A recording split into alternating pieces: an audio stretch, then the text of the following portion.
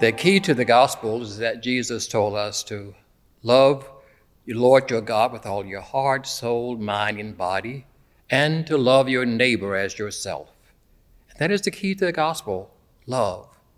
Love your neighbor as yourself. Last year when we had the listening sessions, many of you came to us and talked about your congregations, your cities and towns where you live and minister and work. And I think what you were really talking about is how do we be an agent of love in our community? How do we love each other as a congregation? How do we love people in our community? And how do we share that love with the broader church? So I think if you always remember that you are the church, whether it's narrow in your local communities or whether it's a broader church, however you define that, you are the church.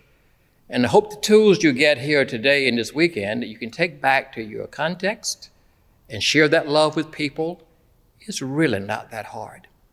Just pour your heart into it. Love people.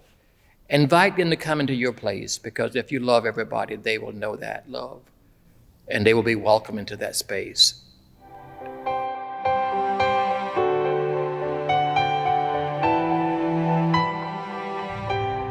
So part of the strategic planning process had listening sessions in which people express their loneliness, their longing for connection.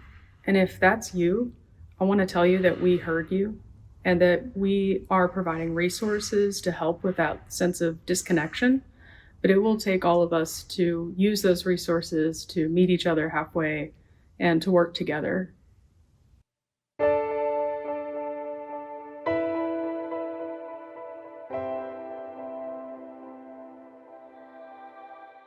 There are a lot of opportunities we all have to work for our churches and our dioceses.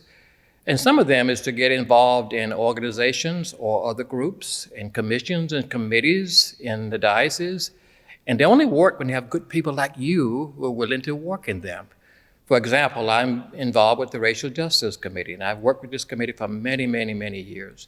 And we think that we are just going to come together and sing Kumbaya. No, that is not what happens. We get together from different groups around the diocese and the church to get to know each other, so that when we go back out to our local settings and our local churches, we can look at people in a different way.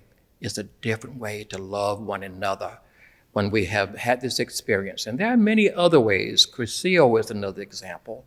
You can get together and find a new way of loving Jesus and being with your fellow Episcopalians that you never thought of before. But when you go back home, then you can share that love with everybody you meet, to the point that they may say, oh my God, here they come again. They're going to talk about love. But yes, that's what it's about.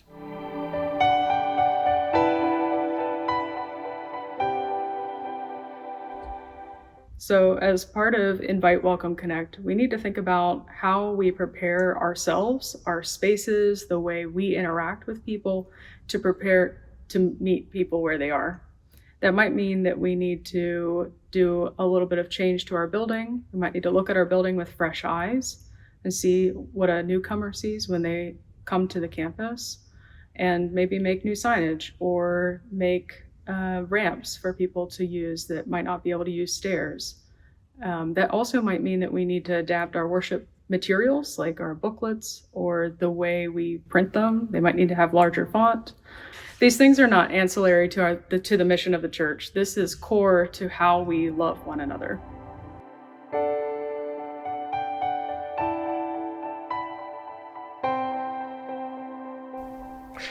When we talk about the church, you have to ask, who are we? What is the church? Who are we made of? Well, we have large congregations, we have small congregations. And I think sometimes our smaller congregations don't feel that they're part of the center of actions in the diocese. And I think we heard that from the listening sessions, is how can we be included? But I think it is valuable for us to all consider that the smallest of us is just as valuable to our makeup as the largest of us. We are diverse, we need diversity, whether that's race, whether that's ethnicity. We need to celebrate that. And lift these congregations up and let them know that our diocese is stronger and better because you are part of us. I invite you when you're traveling around, whether on vacation or just in town, is to pop into a church that is different from your church. You know, they're easy to find. Throughout town, there's these big signs that say that the Episcopal Church welcomes you. Pop into one. But I encourage you to pick a church that's different from the one that you normally worship in. Go inside and see if it's different from the way you experience the Episcopal Church. And if it is, then take that back and talk about it. Ask the people there, why do you do this? Why do you make your announcements at this point? Why do you welcome everybody? Why do you invite visitors to stand up? Because it may be something that you don't do in your own church. But consider that.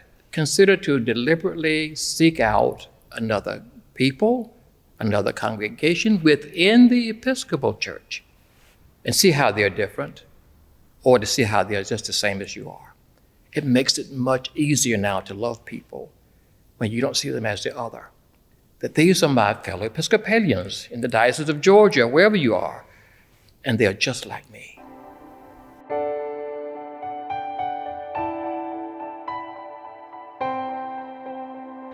It was clear in the strategic planning process that all of us are ready to help, to put our hands to the plow, and not just rely on the diocesan staff or the bishop to do the work for us.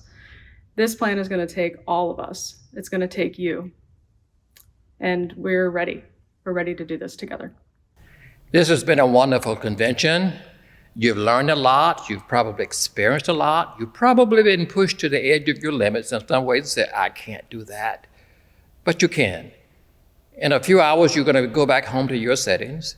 And I hope you don't forget that what you did here was not just an exercise, but it is a new way to live back in your home churches, your hometowns, to carry the love of Christ into those communities. And if, when we leave here, you leave what you learned here, then we will have failed. But we're not here to fail. We're here to love one another. We are here to share that love in our communities. And we're here to let the world know that the Diocese of Georgia is alive. It is alive in this convention. It is alive in each of our congregations.